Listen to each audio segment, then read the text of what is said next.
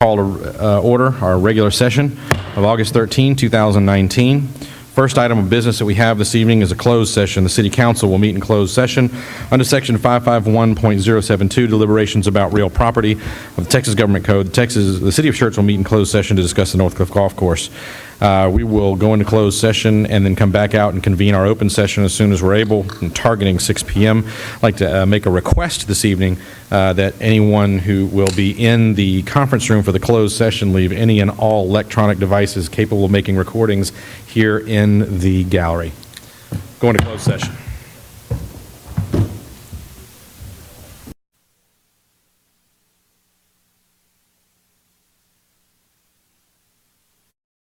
Next item that we have on the agenda this evening is the opening prayer and the pledges of allegiance to the flags of the United States and the state of Texas.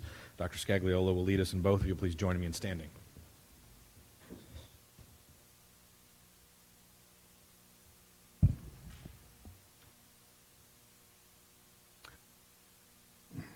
Dear Lord and Heavenly Father, we ask your blessing on those who gather in your name. And as we conduct the business of the city, we ask for your guidance, that we may remain mindful of our purpose to address the needs of our community. Lord, grant us the clarity of mind and strength of conviction needed to build a stronger community and a brighter future, inspired by your holy name. Amen. Amen. I pledge allegiance to the flag of the United States of America and to the republic for which it stands, one nation, under God, indivisible, with liberty and justice for all. Under the Texas flag, I pledge allegiance to thee, Texas, one state, God, one and indivisible. Thank you, Dr. Scagliola.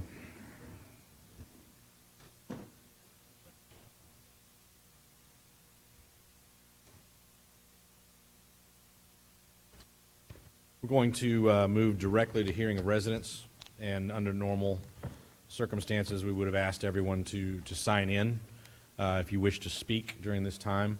Anyone that wishes to speak with regard to the Northcliff Golf Course is invited to do so as well. During hearing of residents, I'm going to waive having to sign in. Just make sure everybody that wishes to speak on the matter gets a chance to do so. If you would, though, when you come forward, if you give your name and your address for the city secretary so she can capture that, because it won't be on this piece of paper. And we're going to have everyone have their say, and then we'll move directly into what we have posted on the agenda, where if council has anything that they need to discuss or say about it, they have an opportunity to do so. We're going to do this at the front of the meeting so that everybody that doesn't want to sit here with us in the warmth can get out in the warmth. So that said, I do have Mr. Bolter having signed up, so I'm going to allow him to go first, and then we'll invite everyone else up that would like to speak on the golf course or any other matter afterward. Mr. Bolter.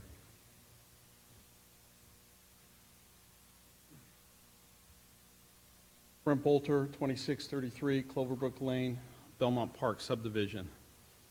As some of you know, it's been a while since I've been here. I've been having ongoing medical issues that I'm still taking care of anyways. So I came here tonight just to say hi, I'm alive, and everything's good. And then I saw on the agenda Northcliff Workshop. So I've been tracking, and it was my impression, based on one of the early council meetings, that it's been spoke about, and it seemed to me expressed that the city really wasn't going to be involved in this one way or the other. So when I saw the workshop tonight, that's when I went and signed up to speak tonight. So I'm sure I have a bunch of Northcliff residents behind me. I'll also upfront the fact that I do, in fact, play the game of golf, albeit badly, but I do play. But as a resident of the city, and having gone through all the budget meetings leading up to last year's budget, when we talked about tax raises and all of that, and you heard me speak before this body in support of a lot of what was going on, when Brian did his presentation on the priorities and everything else, from my perspective, you know, we've got things that the residents agreed that need to be taken care of. Roads, we need to do things in the park. There was infrastructure that needed to be addressed, so on and so on and so on and so forth.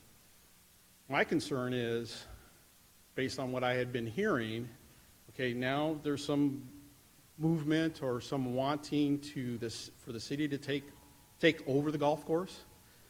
Okay, so I'm thinking, okay, we have this situation where firm after firm is not making a go of it, so the city's going to go step into this and make a go of it. We're going to expend tax dollars to take care of this for one subdivision based against the needs of all the rest of the city residents.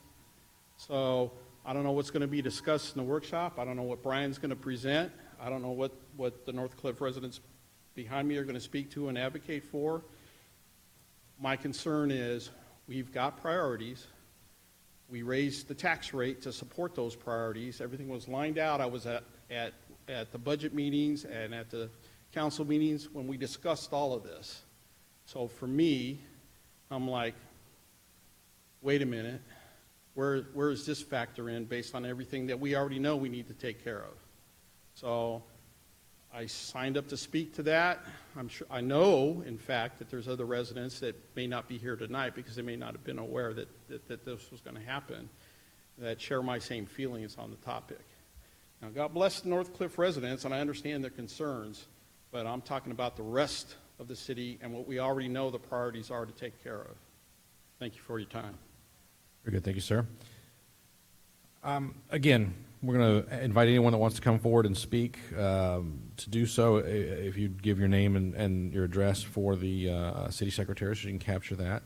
And then, Dr. Scagliola, I believe that you had asked that the item be placed on the agenda, and I think you've intimated to me that what you wanted to hear was from the residents on whatever progress has been made with regard to contacting the owner, understanding what the owner wishes to do with the property, anything toward the establishment of a PID, any kind of updates of that nature are kind of what you were looking for. So without putting words in your mouth, would you say that's pretty close to what you're after? Yes, sir. Very good, very good. All right, so with that said, who'd like to start? Please, Mr. Hayward. Figured I better get up here first before the crowd gets. Frondo Hayward, 2628 Hansel Heights. Mayor, council members, Dr. Brown, and city staff, an often said but not followed leadership dictum is praise in public, scold in private. And what I want to do right now, before things start, is thank you guys, all of you, the council, the staff, for all you do for the city. I look around and I'm glad that you listen to the residents, you hear us, and you keep us out of the Facebook news, well, I shouldn't say that, the news and all the comedy shows that are going on, and you invite residents to come join boards and different things to participate in what happens in the city so that the city represents us. So I want to commend all of you for your openness, for all of that. That's all. Thank you, sir. Next up, whoever would like to come forward, please do. Anybody that has an update?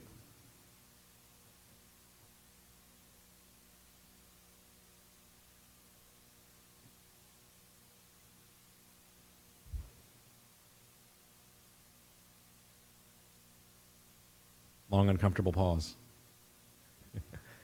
Anybody with any commentary at all that'd like to address the council?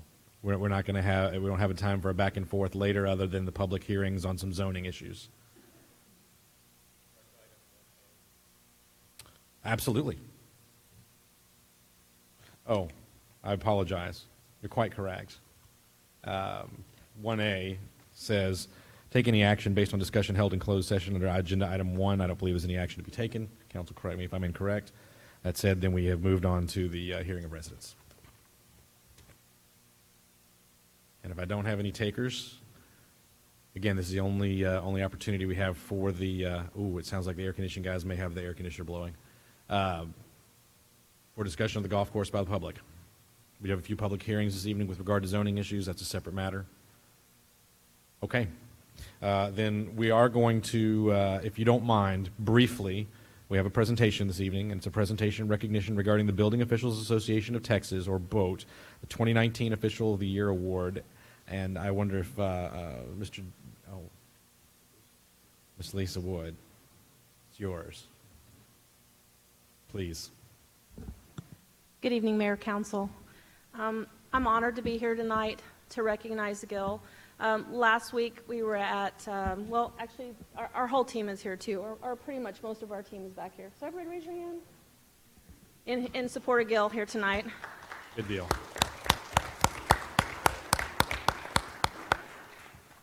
Gil does a lot for the city. And so last week, Gil was awarded the 2019 Building Official of the Year award. And so I just want to read the nomination for you, just read a little bit about Gil. If you know Gil, I said, hey, Gil, can you send me a little information about yourself? And he said, sure. And I got one of those mini novels. So, and then I had like 200 words, basically. So here it is. Gilbert Durant, Chief Building Official for the City of Schertz, has had a public service career that spans 34 years within 6 municipalities. Gil is passionate about protecting the community. He has made significant contributions to the profession by training many building inspectors and has served as in leadership capacity for the Capital Area Building Officials Association, South Texas chapter of International Association of Electrical Inspectors, and appointed chairman to the Electrical Task Force by TDLR. Additionally, Gil has served on the Blue Ribbon Commission that enacted the National Floodplain Insurance Program in Texas. Gil obtained his certification, building officials certification license through the American Building Officials on March 22nd, 1997, and then his International Code Council license on August 12th, 2004.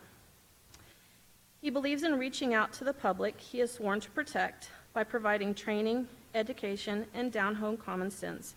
His public career as a public servant is representative of the Building Officials Code of Ethics to provide only the highest quality of service to those that he is employed to protect. So congratulations, Gil, for your honor of Building Official of the Year.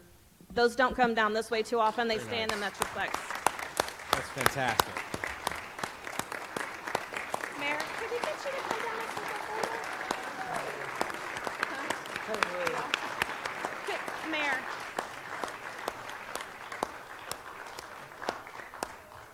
Of course. Microphone's yours, sir, for at least a minute. Oh, well, I really appreciate the opportunity to serve the citizens of Schertz. It's been a long career. And I do want to thank my family for coming. Got 3 generations of teachers here, retired, active, and active. All right. Good. And got my grandson. And I really do appreciate everything that y'all are giving me an opportunity to perform, and I really look forward to a few more years of service before I might think about retiring again. Very Thank good. y'all very much. I do thank y'all. To be clear before we let you go, Yes. there's a number of nominees from around the state, correct? Yes, sir. And there's one selected in the state of Texas from over 1,000 townships and cities. Yes, sir. 1 in 1,000 at a minimum. Again, that's well done, and a great job representing the city of Schertz as such. If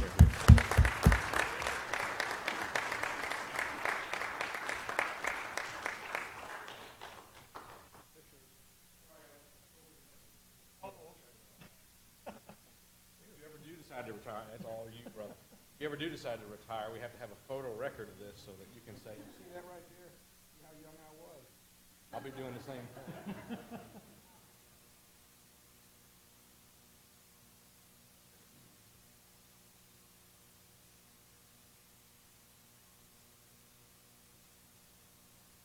Well done. Thank you. Mr. Mayor, the family? Yeah. Whole department, he said. Come on. And perhaps one with the family as well.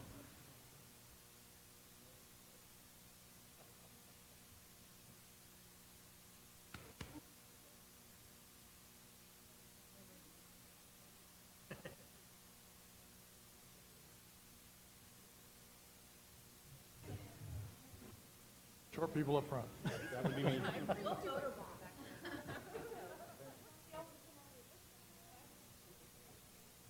Yeah, but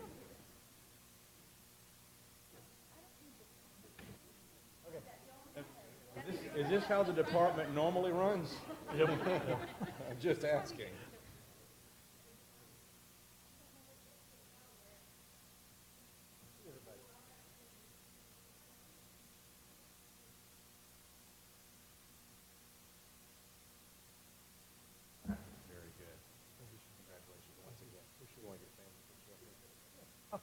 should. Yeah, they don't want to, but they will anyway. Come on up. Come on, Mom.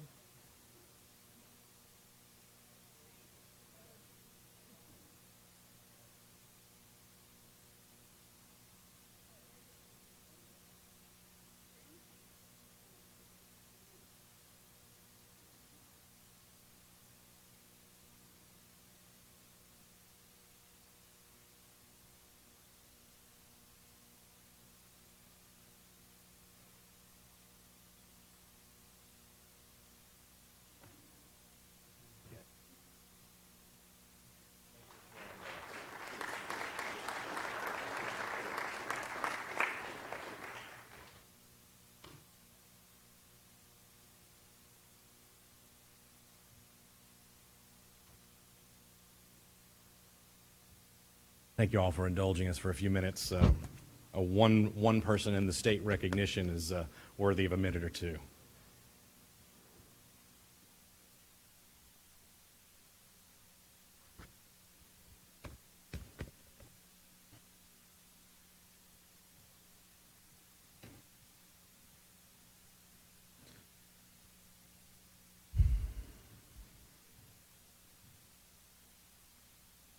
All right, next up, we have a discussion and an update on the Northcliffe Golf Course. Folks, I think Dr. Scagliolo was hoping that there would be some commentary from some of the residents. I understand that you may be reticent to do so or don't have any updates to share. With that said, I don't believe staff has had time to put together any sort of an update. It was, so I will turn it over to Dr. Scagliolo for any comments that he may have at this time. Thank you, sir. Why am I concerned? Well, it goes back to the purpose of governance. Aristotle said the purpose of governance is to promote the common good and address the needs of the community. And for me, especially since I live out there, this golf course is a need for a concern for our community. What I was hoping to get was a little bit of an update because I need information. It's real hard to act on something without information.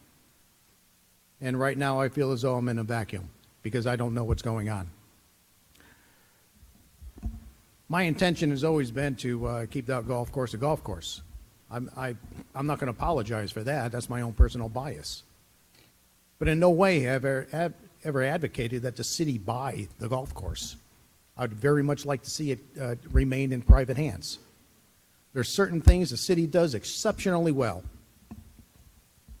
I don't know that running a golf course would be one of them. And I don't want to put that kind of pressure on our city staff, fiscally or otherwise. I simply need information. And from the lack of information I've gotten tonight, I can see that pretty much information is at a stalemate. Nobody's getting any kind of information anywhere.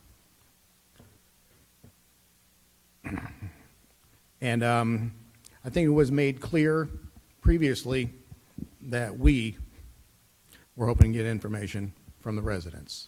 And that's why the suggestion was made about having a PID, setting up a public improvement district. Quite frankly, I thought that was a little bit unrealistic. I don't believe and it's not that I don't respect the residents out there, and yet doing something like that requires a lot of organizational skills. And from what I've seen, attending one of the meetings, there's a couple of good and well-intentioned groups that are going in a number of different directions. It is not a coordinated effort. And as I said, it's well-intentioned, but I don't know what all can be done. I said before that the primary objective was to determine what the intentions of the owner are, the owners. I haven't noticed that anybody's really reached out or gotten in contact with the owners of the property. And until we figure out what their specific intentions are, it's real hard to do anything. Come up with, and I know there's some opportunities and options available. But without knowing that primary objective, what is it that they intend to do with the property, it's almost impossible to come up with a game plan. And right now I'm at a loss because I still don't know what the intentions for the property are. And that's my biggest concern. That's something I'd like to determine. And that's why I put this on the agenda.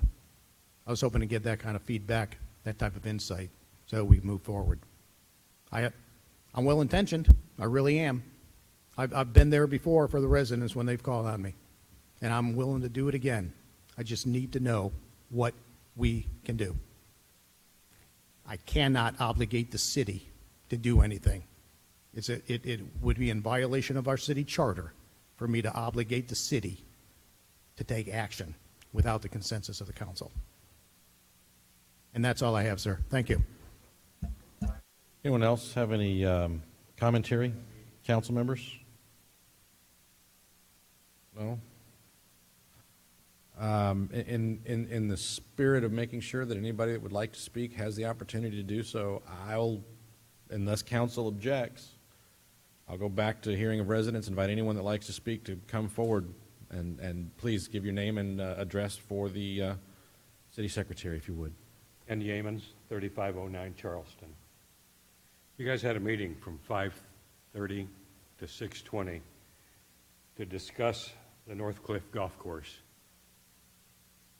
I've heard nothing. Did you have the meeting? Was anything discussed? We've had people who represented this group offer to assist us in making contact with ownership. Nothing. And you're expecting us to come to you with answers? We somehow elected you guys to come up with answers. And I'm not seeing, you promised to help us however you could, and I'm not sure how it is that you're helping us. I'm just not seeing that. Thank you. Very good. So what I will say is I did share, and we're okay to discuss this to some degree because we have this on the agenda. I don't remember who it was, but I had a member of the group come to me and say, what have you found? And I provided the information with regard to the deed of trust from when the property was sold before, including the name of the person that signed that deed of trust, the name of the attorney in San Antonio who is the trustee, and his address and his phone number. I guess that wasn't shared with the rest of the group. I still have that information. Be happy to share it with anyone who'd like to have it. Please. Hi. My name is Janice Hall. I live at 6112 Covers Cove, 78108. Good evening, and thanks for letting me speak. I don't presume to know a whole lot. I have been to 2 of the meetings at the community center. I'm probably the newest resident to the community. I bought my house on Covers Cove last May, and I had such a hard time. They couldn't get comps or anything because nothing has sold over there, and so I ended up paying more for my house than it appraised for. So I'm very concerned right now because I don't have the equity that these people who've been there 20 years have in their house. But it's not just about me, it's about the entire community. One of the things that I'm learning, and I've worked for the city of Lubbock before, and I've worked in code enforcement, and I have a little bit of experience in the corporate world. And one of the things I'm learning is that this group, whoever has helped, has taken it upon themselves to try to figure out what's going on here, is really coming up to some dead ends. The county commissioner was at the last meeting. Looks like the appraisal district shows one owner, and there's some deed information that shows a different owner. Apparently, there was a buyer who was interested in buying the golf course who made attempts to reach out to the owner of the Caribbean LLC, which is not Chan from what I understand, and they're getting no information back from them. It's almost like this person is MIA. There was also some comments made about this person possibly being indicted for some things, and whether or not the golf course was leveraged for some other loans. So it just seems like there's a bunch of convoluted information and we can't get some clear answers. The sad part to me is if we had somebody interested in buying it and we can't even track down the owners, they can't even track down the owners, then, what are we, these little residents of the community, how are we supposed to resolve this? My biggest concern from a code enforcement standpoint is these guys, I moved into my house in May of last year. This golf course has never looked better since it's been closed. These guys, these residents have taken up their own riding lawnmowers and everything, keeping everything. My house happens to back up to the lake where everything was overgrown I didn't even know that there was a drainage and rock and stone and a beautiful environment there until they came along and cleaned it. So one of the things we discussed, I believe with Mark at the last meeting was, the city's can't really do anything because you can't do anything unless the property is in violation.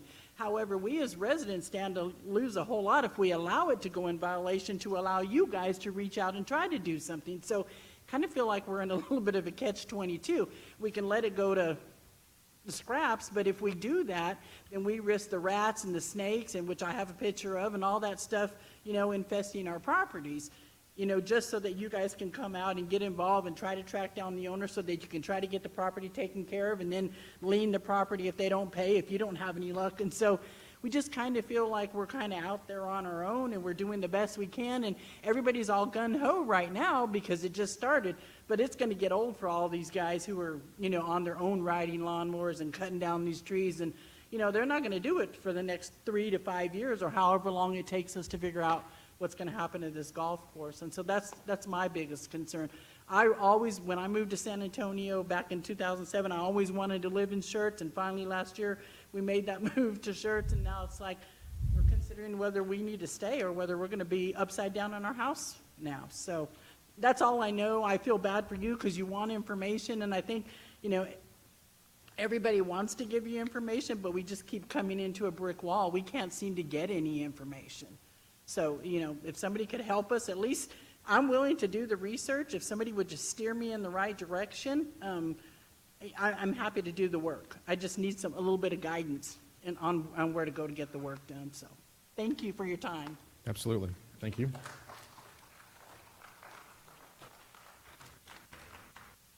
Please. My name is Richard Leon. I live at 3761 Pebble Beach in Cibolo.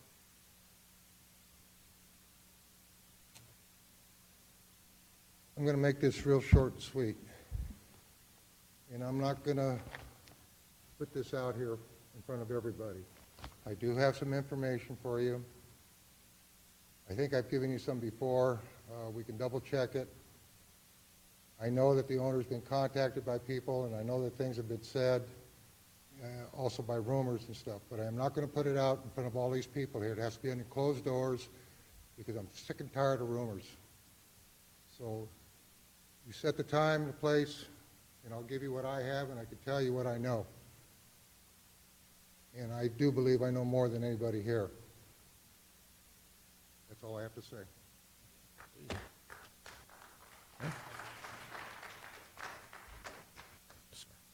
Bill Edmonds, 4909 Crestwood Drive. I'll make it real short. You say you want information from us. We're to go out and get it. It's been tried. It can't be done. The resources that this city has with police department, code enforcement, tax, and everything else, you can get information we can't get. You can get information on all of this stuff that isn't available on the internet, which is the only thing we have to search on.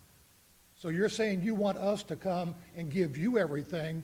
Why don't you put your people to work and help us?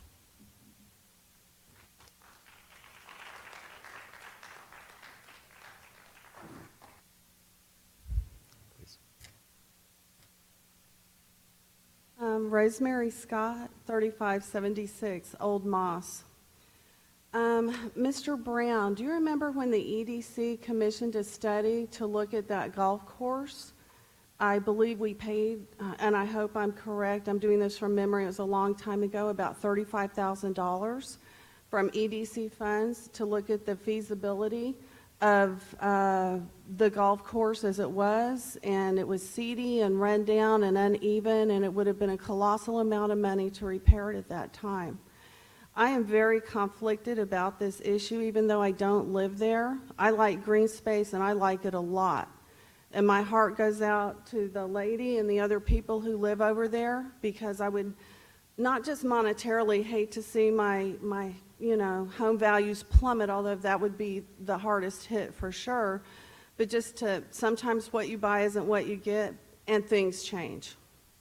And so with that being said, we have a fiscal responsibility to our citizens and the community, and do we really have to keep up with the Joneses because every other city has a golf course? Like, I've read it, I see both sides of it.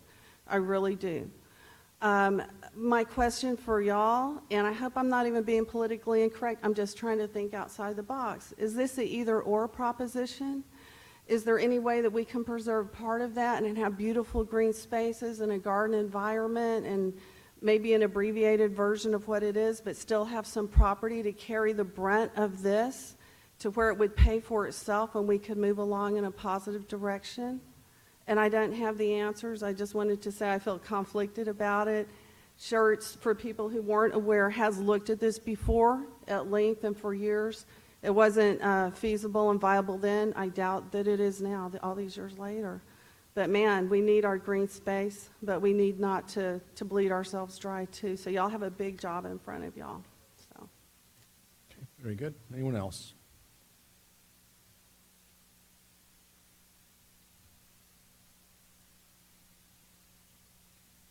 All right, if I don't have any takers, we'll go ahead and move on then from hearing of residents. Thank you all for that we're able to share with us. Appreciate you being here this evening. Certainly welcome to stay with us in the warmth for the rest of our business. Next item that we have on the agenda this evening is item number 3. Mayor, Yes, sir. if you don't mind, just back Sure. up a little bit. Dr. Scagliola? Yeah, I got the information I think I needed, at least a bit of it. And I would very much like to set up a meeting with Richard. And I don't know, with the council's indulgence, perhaps with the city manager, the assistant city manager, to go over some of the information that we have that may get us going in the right direction.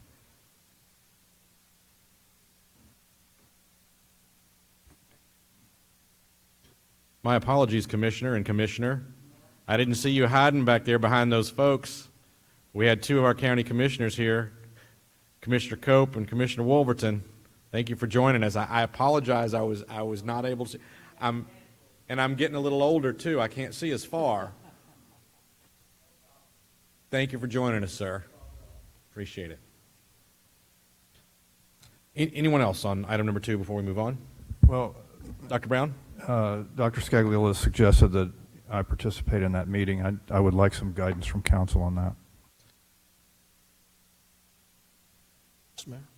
If it's just you and Dr. Scagliola or another council member, I don't have any issue with I mean, it'd be normal and customary for a council member to meet with the city manager. And it's exchanging factual information, as Mr.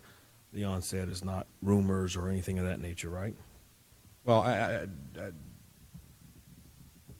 let's be clear. I think that the offer for Mr. Leon was to share his information with Dr. Scagliola. That's fine. And afterward, Dr. Scagliola, if you, another council member, or would like to meet with Dr. Brown, I'm sure that's not an issue at all. It would be, again, normal and customary. Okay. Right? Anyone else? Item number 2. All right, I'll move on to item number 3, update and discussion regarding forecast and planning of the Schertz Economic Development Corporation reserves. Mr. Kennetetter, good evening, sir. Good evening, Mayor and Council.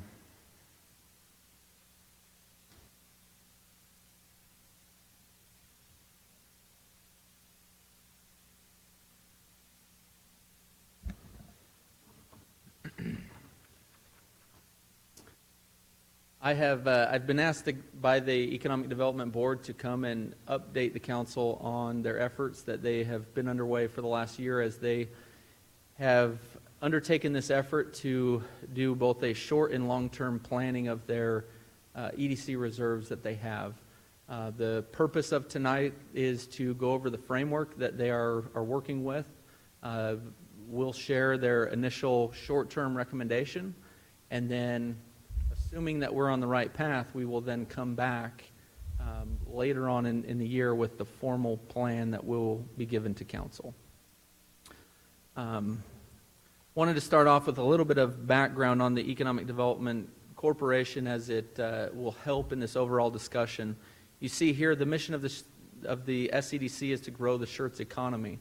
The Economic Development Corporation was created by voter approval in 1998. So we're just over 20 years. We are a separate entity from the city of Schertz as a nonprofit industrial development corporation. We are governed by a 7-member board who is appointed by the council. And so there is a direct connection with the city of Schertz and the council, as you are our authorizing entity.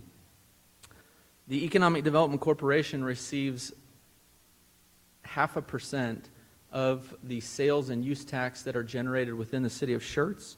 That's roughly a little over $4 million every year.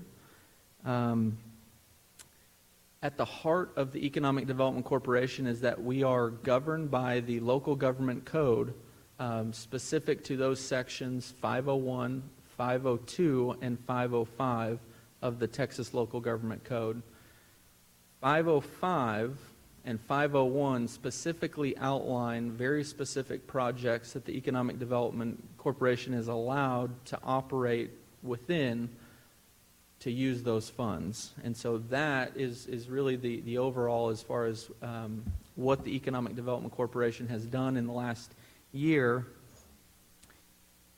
in going through and really spending time to evaluate our current development conditions, future development opportunities, and then having each of those 7 board members really understand those specific projects that are authorized. We've gone through, SWOT exercise to really understand where we're at as a community, what our strengths, weaknesses, and opportunities are. We've gone through visioning exercise to think outside of the box and spend some time to dream and imagine what we will be when we grow up, and how ultimately we can use those funds to grow into the city that all of us envision, that we're all working towards together to do.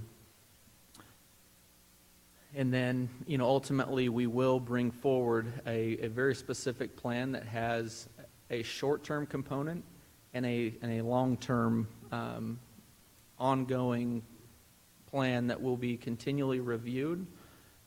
In part, the Economic Development Corporation has operated slightly different from other corporations throughout the state, in that we have always been willing to partner with the city.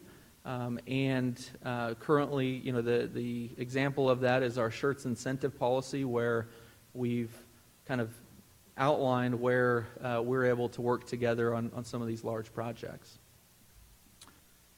So we provided information in the packet and wanted to go through the short and long term. So in the short term, as the Economic Development Corporation looked at all of the things that are possible and all of the things that are, the different opportunities that are out there, they are always impeded by the constraints that face our community. And these are things that the council is well aware of, that you've heard for the last couple of years as it relates to the budget. The Economic Development Corporation, we went out and we looked at several different projects, and one that kept coming up because of things that we hear from our primary job employers. One of the main priorities was the condition of our roads, and specifically Tri-County Parkway, as it is seen as really the heart of our industrial park, and a road that impacts so many of our existing businesses. one of the key things as it relates to an economic development project is that the EDC board has to make a finding that their project, and specifically in this case, an infrastructure improvement, would promote new or expanded business enterprises. As we went back and we looked at all of the businesses that operate off of this road, we're able to see that there's additional investment that is possible within the existing facilities, and then there's also a number of facilities that also have the ability to expand their physical footprint. So that expansion is not only physical footprint expansion, but also as companies reinvest and have new racking system and they're able to stack more product within their facility or bring new machinery and equipment, that also helps to drive the Schertz economy. This project that the EDC board has identified, does address the number one, or one of the top issues that is addressed by our primary job employers, and it goes in line with a city project that you have with the SPAM project or the Pavement Condition Index study that the city has gone through. Ultimately, this project, they would take on about a little over 5,000 feet of Tri-County Parkway and this small section of Lookout Road. This would involve, as called out in the city study, a heavy mill and overlay of the road. There are certain areas of this road that we're going to have to go in and add, more fill and more base. And so we've worked, hand in hand with the city and engineering department and others as we've evaluated and looked at this particular project. The other immediate need that we have is intersection improvements at Tri-County Parkway and 3009 that are identified by the STAR. This project, is a direct benefit to our existing businesses, but also helps to add future capacity. In total, the project is estimated by a study that we have at about $3,750,000 for the total cost. Now, the project could go up, but those are the best numbers that we have right now. As far as the long term, the exercise that the Economic Development Board is still going through, and the reason that they're not ready with their final plan, as you can see by the highlighted sections, currently the Economic Development Board focuses on 2 of the 9 projects that are applicable to our community. They've spent time to go through and really study each of those. There are some projects that are listed up there that they do not feel are applicable to us at this time. But there is a strong feeling and direction by the board to start allocating future funding to some of those items that we have not in the immediate recent history over the last roughly 8 years. And so the final process that the EDC board will go through is they will allocate future funding, a portion of future funding to one of, or to different, these different, what we refer to as, funding buckets. And so that in part is the process that they're still going through, and there's still discussion and evaluation that they're going through that is in addition to the other projects, large projects that we're looking at. The last thing that I wanted to share is, a summary of our reserves. So often the Economic Development Corporation, the focus is on that $20 million of cash and investments that sits there. It is identified in the, budget and financial reports of the city. An important thing to realize is that the EDC currently has agreements for $9.4 million of that fund that has already been allocated. What the board is wanting to do, and that they would do with formal action, assuming we're headed in the right direction, is to add to that another $3.75 million associated with the Tri-County Parkway mill and overlay and intersection project. That would leave roughly $7 million of reserves that the EDC board would have. I will say that the EDC board is very conscious about that number, and the number appears very large. However, the thing for council to know and to be very aware of is how quickly those funds go down with each project. So within the last year, that $9.4 million is really associated to really just a couple of very large projects that the economic development has taken on to grow our economy long term. So with that, are there any questions that the council has? And really, we're looking for direction in the general framework that we have provided. Again, the next step is we will come back with a formal plan and request for those, the Tri-County project. All right, Mr. Edwards? Could you go back 2 slides for me? So I'm looking at item number 7. I think, I don't know if this is changing industry-wide, but typically now instead of saying affordable housing, aren't they calling that workforce housing now? So, Or is there a difference? You can tell me if I'm wrong. so this particular project is very specific to, as you can see, the reference code that we have there, section 505153. And so it's not so within each of these categories, the Economic Development Board is constrained to what the local government code says. And so it's not as they interpret affordable or workforce housing. It is, we have to comply to what section 505153 says. And could you also go forward 1 page here? Okay, so the current outstanding commitments to these entities that are listed here, that represents 9.45. So that's almost half. It's almost half of the actual balance. But I'll make this statement: the more commercial development or the more economic development that we drive for the prosperity of the city as well as its residents, it's a better way for us to actually manage our tax burden as well as create more jobs and inflow of cash from the actual residents that either move here, buy here, shop here, those things. So I think it's just important that the whole council know that even though you see that I'm just going to call it 9.5, you see that, you're looking at roughly 45% of that, 50%.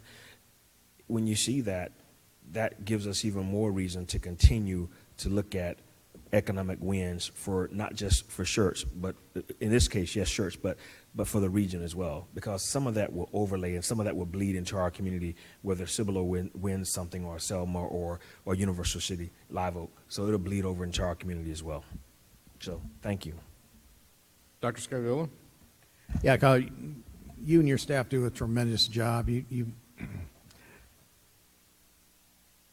juggle a whole bunch of things simultaneously, let's put it that way. Hey, tell me, the money itself, is that in an interest-bearing account, or is it sitting in an allocated fund?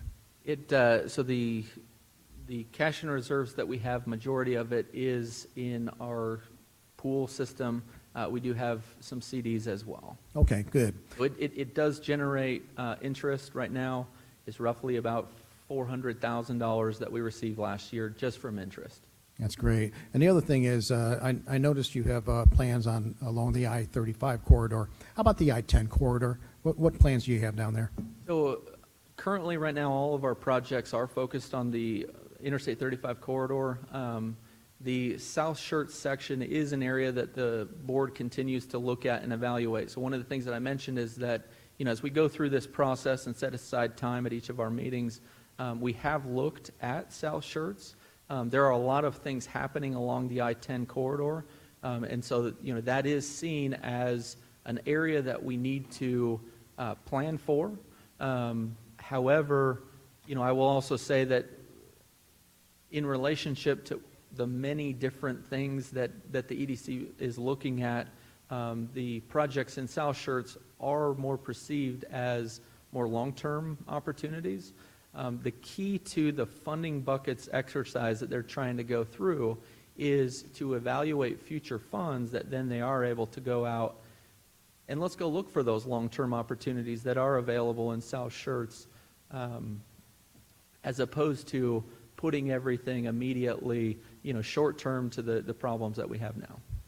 Yeah, once again, I like the direction you're going, long-range views as well as short-range views, and do good work. Please pass that along. That's all I have, sir. Anyone else? Mr. Gutierrez? Okay, you go back to that slide where you have your balance.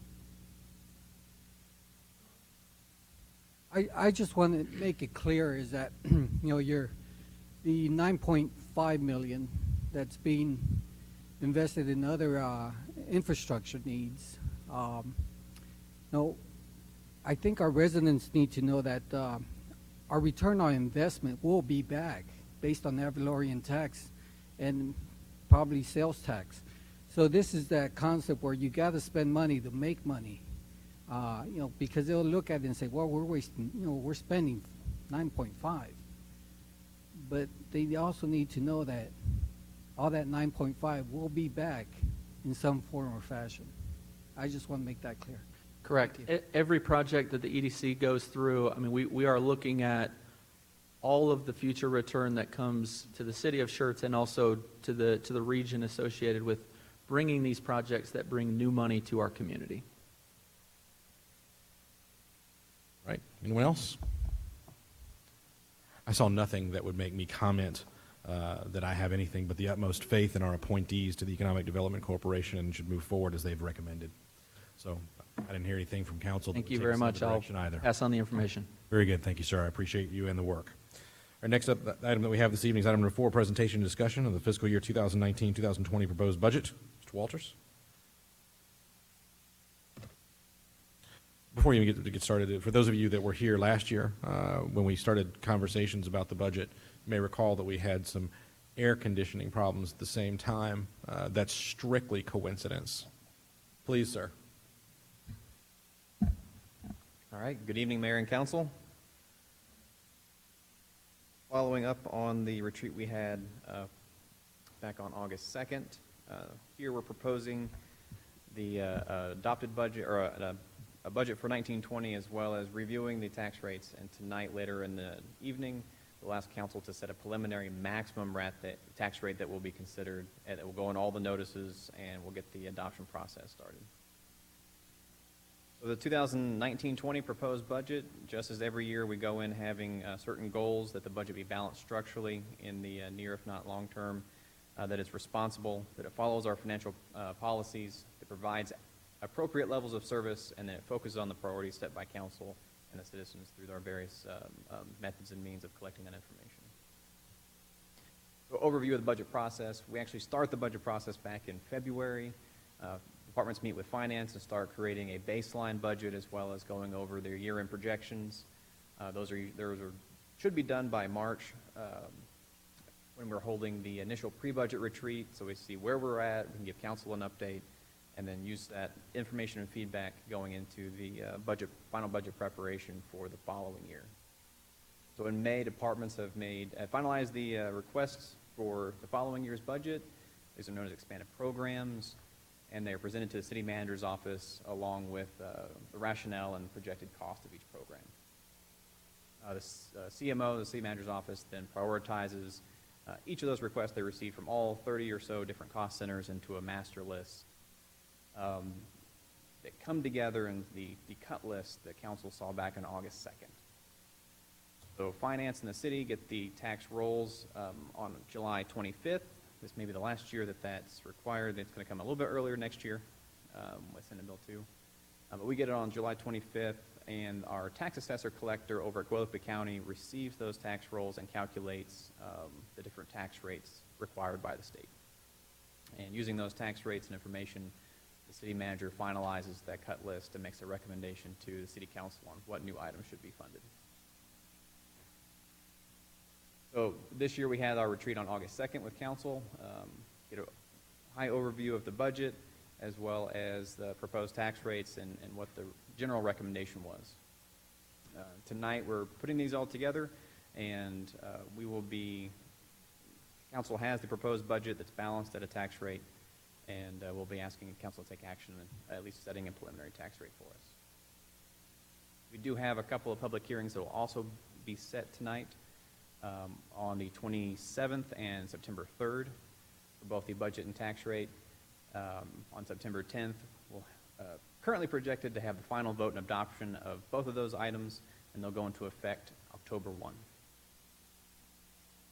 So the key message that came into this budget was staying the course. You know, we continue funding maintenance efforts in streets, parks, and facilities. That was the big item last year. We went up into the rollback rate to fund those efforts. And then, of course, looking forward, planning for future revenues and expenses, considering project schedules, looking at the 5-year forecast, looking at long-term debt model to make sure we're still going in the right direction.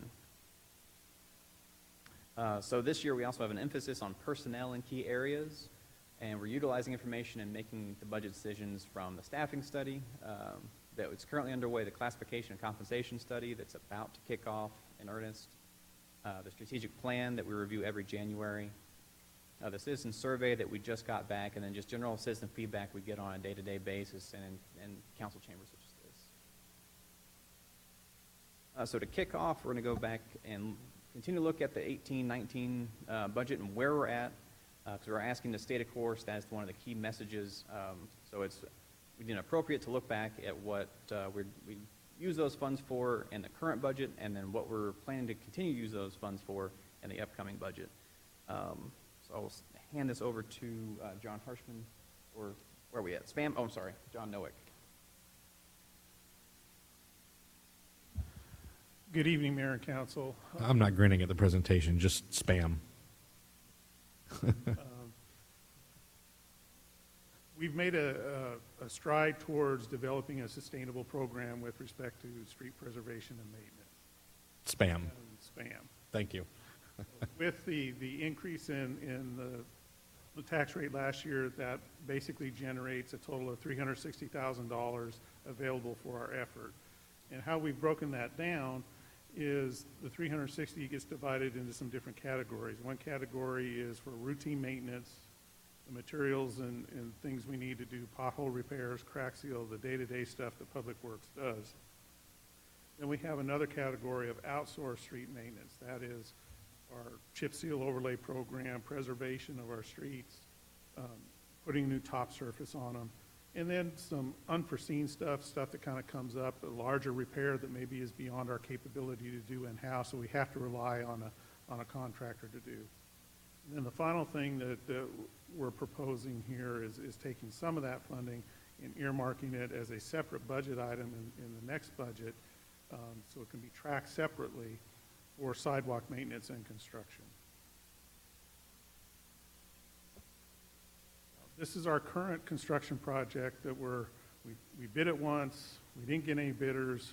Based on feedback from the contracting community, we're making some slight adjustments to that bid package. We'll be going out for bids again towards the end of this month, allowing more time for bidders to prepare a bid and being a little more flexible on the start date. But we've got a wide variety of projects planned throughout our community with this initial effort as evidenced by the map. And it covers everything from the new top surface or preservation to also include some rehab and reconstruction of some areas. One being a segment of Tri-County Parkway, which happens to have one of the lowest PCI scores in the entire city. And with that, I'll turn it over to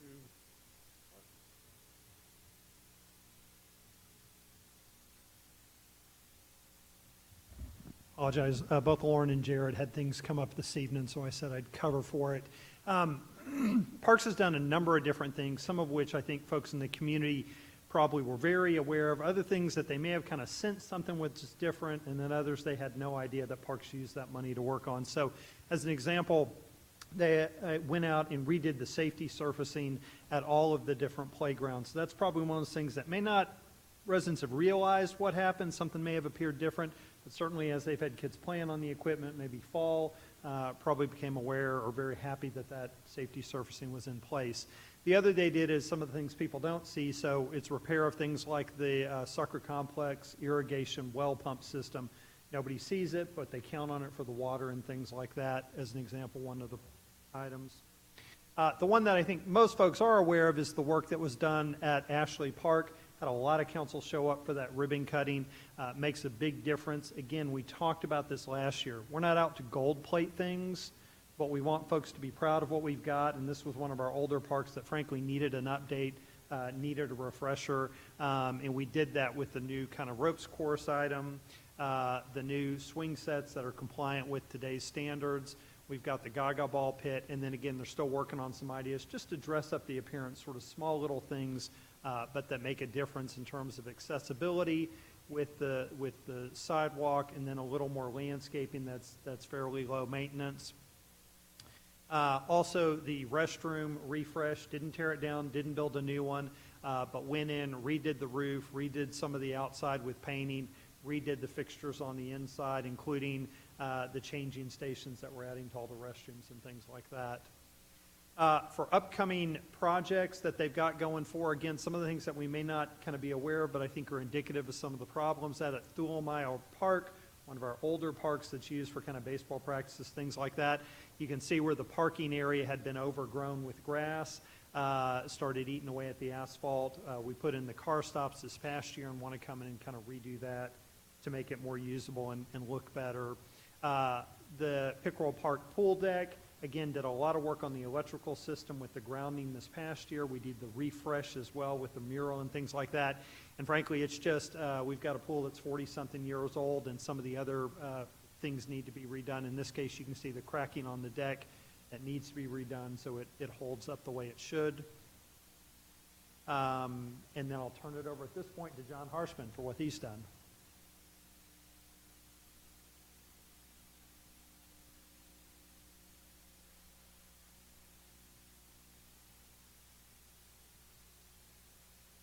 So this is a recap of some of the things that we accomplished this year with the additional funding.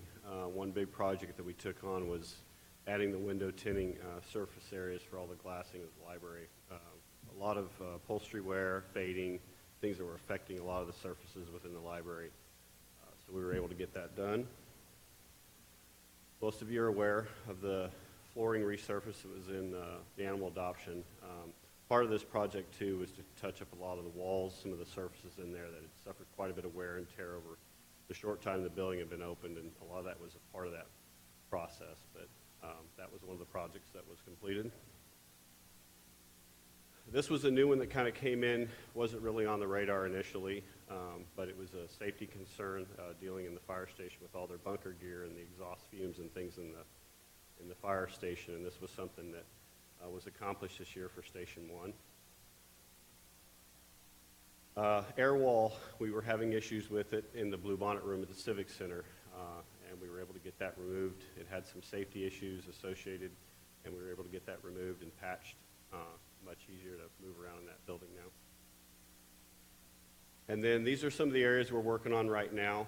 We're looking into the remodel of the front counter area of Building 1, one of our oldest buildings, and the ADA access and how that'll affect the traffic flow and all the processes that happen in that building. And then we have a lot of the shower, restroom areas in the EMS, fire, and PD areas of the building that are in need of kind of a facelift and a redo, and that's on our radar for this next year as well.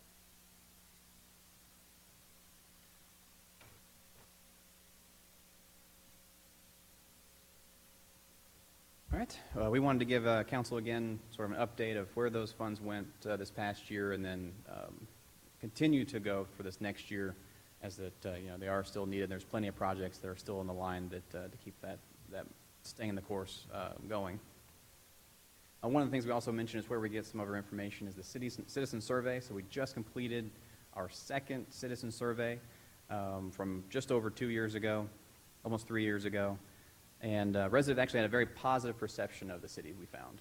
So 86% stated the very general question they were satisfied or very satisfied with the overall quality of services and the quality of life provided here. So the city's moving in the right direction. That was an increase from last year. And that satisfaction number is actually even higher than the state average and the U.S. average when compared to their databases. So what did they find this time? The top community priorities identified: traffic, road repair, maintenance, and expansion, planning for rapid growth, and enforcing codes and ordinances. And traffic and code and ordinances were high priorities last year as well. And you can almost say the top three on there are all related to roads.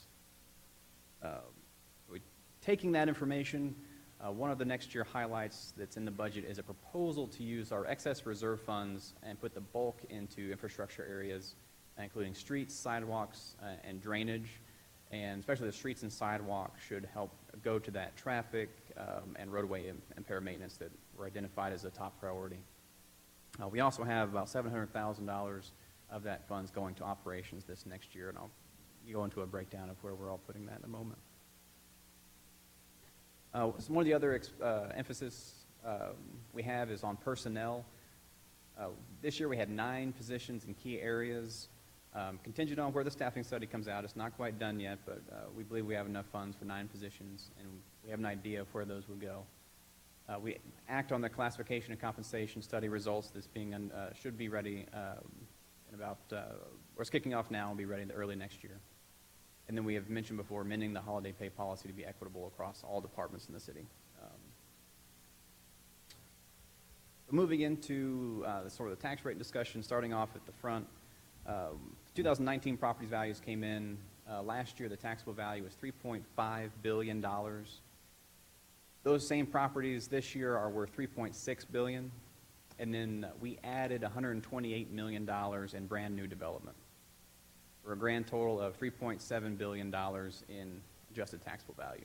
That's about $174 million increase when you account new development and general inflation. Along with that, that is the taxable information. That is not the all the value that's in the city. A lot of properties have an assessed value that's higher than that, and then we have certain exemptions that come through the city that reduce that value to what we actually can tax. So total exemptions actually decreased a little bit between 18 and 19.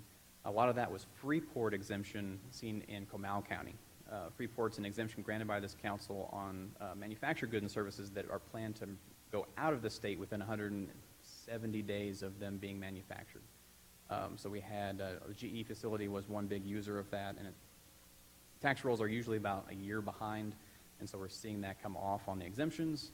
Sad part is that's also coming off on the taxable value as well, so we won't have a big impact of seeing that lower exemption on our taxable value. We did see disabled veteran homestead exemptions did increase again. They're almost about half of the overall exemptions. And then the other disabled veteran exemptions, you can see the overall impact of all of them as well in the dark brown there. I do want to touch on the disabled veteran homestead exemption. We talked about it last year. These are 100% exemptions from property taxes, so they don't pay any property taxes to any entity in the state of Texas. In 2018, that added to or accounted for about $305 million in tax exempt value. In 2019, that's $358 million in tax exempt value, about an increase of $53 million or 17.4%. If we were to have those properties taxed today, it would be about $1.8 million of revenue for the city, or could go to lowering the tax rate. The state does recognize that only a few communities with high concentrations of disabled veterans with this exemption share the responsibility of providing that big thank you for them, and have set up a relief program that certain municipalities and municipalities and counties can apply for. One of the stipulations is you have to be next to a military institution. So other communities around us may have these large numbers of tax exempt value, but they can't even apply for aid. And up until now, the state has had maybe $3 million, $3.5 million of the relief program. Luckily, they approved an increase. It's going up to $10 million next year. But you'll see in 2018, the city actually, the first time we applied and were awarded $200,000 in relief, we actually applied and were eligible to receive over $500,000. So they don't have enough money to fully support the program, and everyone got a prorated portion of whatever they applied for. And these are, again, just the communities that are next to military installations. There are other communities that can't even apply for their particular relief program. And again, this exemption is very much deserving of the recipients. The way the state set it up, it does place the responsibility of providing that benefit on a few communities across the state that actually do have high concentrations, and they do not spread it across, spread that responsibility across the entire state. So we support the program. If there's anything that can be done at the state level to if there's any way they could redo the funding of that program, so it's spread across everybody instead of just a few. That's what we would like to reach out for. For 2018, this is a snippet of what the overall tax bill would break down to. The city's in the bottom, the seafoam green, just over 50 cents. The school district is by and large the bulk of the tax bill that you receive at $1.50, and then the red, red is the counties, black is the county roads, and if you live in Bear County, you get a couple of extra taxing jurisdictions on top of the normal three. I mentioned previously, the state actually has us calculate a certain tax rates every year after we get the tax rolls. First is the effective rate, tax rate at which on average will keep the same tax bills the same year prior, or the city will raise the same amount of money on existing homes as it did previously. The rollback rate is the highest rate that council can adopt without citizens petitioning for a rollback election, potentially reducing the tax rate back to the rollback rate if council wanted to go higher than it. I'll also show you the current rate and the proposed maximum rate that staff is proposing that the budget is balanced to. So this year the effective rate is 50 cents or 50.57. The rollback rate is actually different than what we showed you last time on August 2nd. We got an update tax calculation form from our tax assessor collector in Guadalupe County. Didn't change too much. It was 53.62 last time. Now it's 53.60, but that's not enough of a change to actually affect anything. As far as our current rate, we're at 51.46, and we're proposing to stay at that rate of 51.46. That would be, the motion would be effectively a 1.76% increase on the tax rate is what the motion would be upon adoption. And just for information, 1 cent is $376,000 of revenue, or $23.30 on the average home annually. So how does that break down? Not a whole lot of change. We have the M&O, which is the maintenance and operations. That's what it stands for. And all the taxes raised by that rate go to the general fund and fund the day-to-day operations of the city. The INS rate, or interest and sinking, is the second part of our tax rate, and that all goes to pay the city's debt. Overall, just think about how to say this in the correct form. 1/100th of a penny, or 1/10,000th of a dollar, I believe. The difference between the two. But overall, the overall tax rate doesn't change. So at the 50.57, say if we went with the tax rate, the average 2018 tax bill was $1,140 on a home value of $221,000. The 2019 average tax bill will be $1,179. That's a $39 increase, and that value could be calculated as the average tax bill from 2019 includes new construction. So all the new homes are being built from $300,000 to $400,000, increase the average home value in the city of Schertz. Individual homes may have gone up more or less than what's shown up there. That should be the main cause of that increase, given how the effective tax rate should work.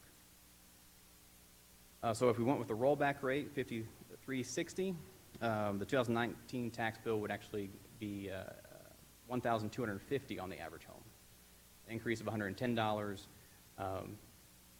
On the previous slide, $39 should be from the new average, so that would be an increase of about 71 on existing homes.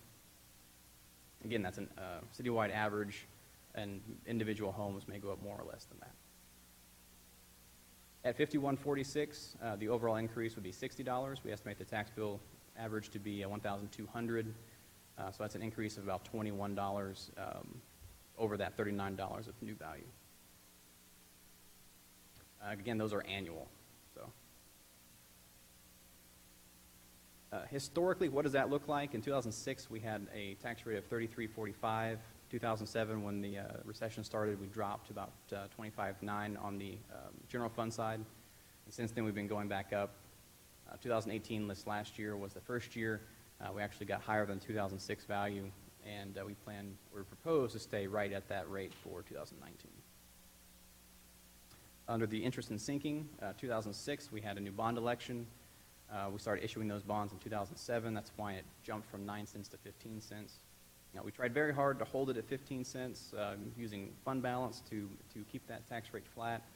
And we had another bond election in 2010, and we ran out of reserves to buy it down. We had to increase the rate. There's nothing else left. And so we had to go up pretty drastically, another 5 cents. Since then, we've been using our long-term debt model to continue issuing those funds and trying to figure out the right timing and the right amount so we avoid large spikes and trying to keep it as consistent as possible. We've managed to bring it down to about 1660, 1650, which is where we're proposing to leave it at for next year as well. So we look at the overall, even back in 2006, we had 4370, even though the M&O rate was still quite a bit higher than it was the past couple of years. That was all from the debt side. So we issued debt based on voter-approved bonds. And then as we increased the M&O back to where it was previously, we still had that INS rate. It was fairly static or increased a little bit more. Again, for 2019, we're still proposing to stay at the 5146 overall. So jumping forward a little bit, what is actually funded, was proposed to be funded at the current rate of 5146 if we stay.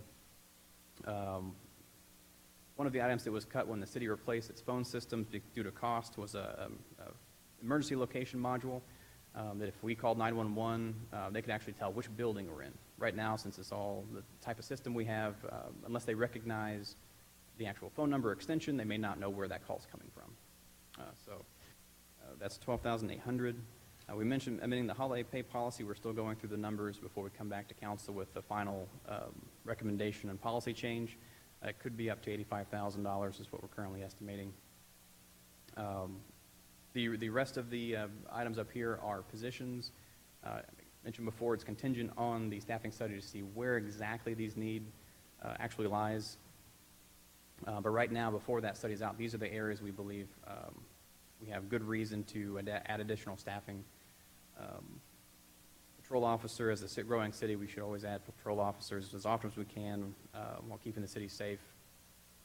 The fleet manager position will help us manage our fleet and hopefully provide some return on keeping the fleet costs down going forward. We have an engineer position to help with plan review and inspections. A whole new street crews, two street worker ones and a street worker two. We haven't added a street crew in, was it 10 years? 2010. But we've greatly increased the number of road miles we have in the city to maintain. We have a parks worker and then 2 kennel technicians also on the list as well. Overall proposed expanded programs is $651,000. And we mentioned the new programs from last year in or the current year, 2017-18, and what we did with the facilities, parks, and streets. One thing we didn't mention is last year we only added one new position. We added an HVAC technician in the facility maintenance area to try to bring down the cost of repairing and maintenance costs for the HVAC systems that are very expensive. So this year we have focused on personnel instead. Budget 101, I think we have some new faces in the crowd. The city is broken down into funds. You'll often hear me talk about general fund or water and sewer fund, EMS fund. Each fund is a collection of services and revenues that pay for those expenditures. So the water and sewer fund is a very good example. All the water and sewer fees the city collects goes into that fund, and all the expenses to maintain that system come out of that fund, and it's separated and presented in its own column. Within each fund, we have accounts. Those are the individual records we have where we post different expenditures related to providing services. And you'll hear me talk about reserves, sometimes fund equity, fund balance, retained earnings. All of those generally can be used interchangeably, but at the end of the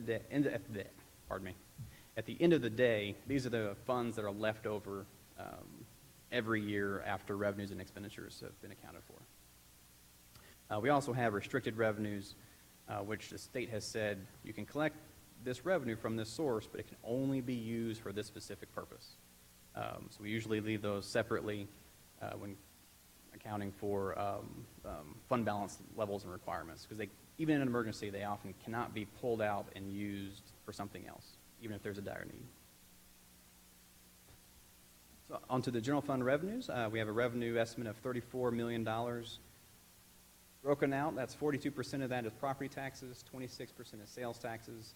So between the two, that's 2/3 of our revenue is from property and sales taxes.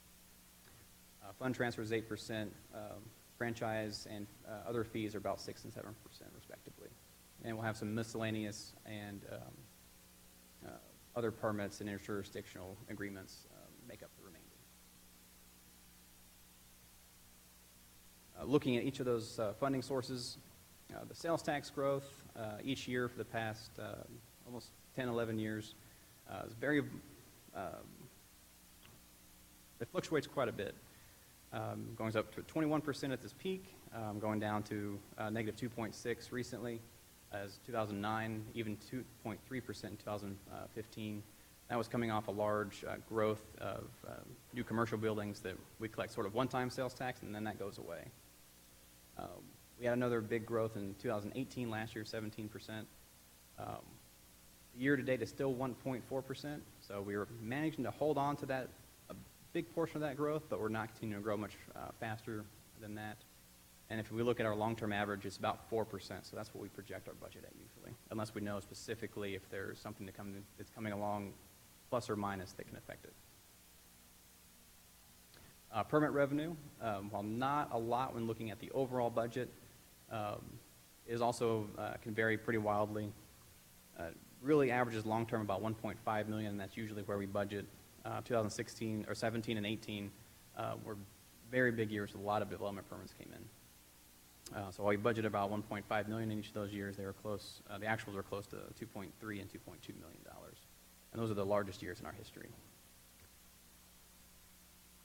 When we look at other fees from 2010 to 2020, you'll see that there was a couple of years back in 11-12 that fees came in a pretty good chunk under. We kind of got those in control, but they started downward trend about 14 and 15. You notice in 17-18 they actually broke above the budget and did pretty good. One of those fees, the plan check fee, is actually tied directly to building permits. So those two 17-18 years where they spiked above the budget matched to these 2 years in permits where they were really high. When I take plan check fees out, this is a more realistic fee review without the plan check fee. You'll see in those 2 years they actually were pretty close to the overall budget.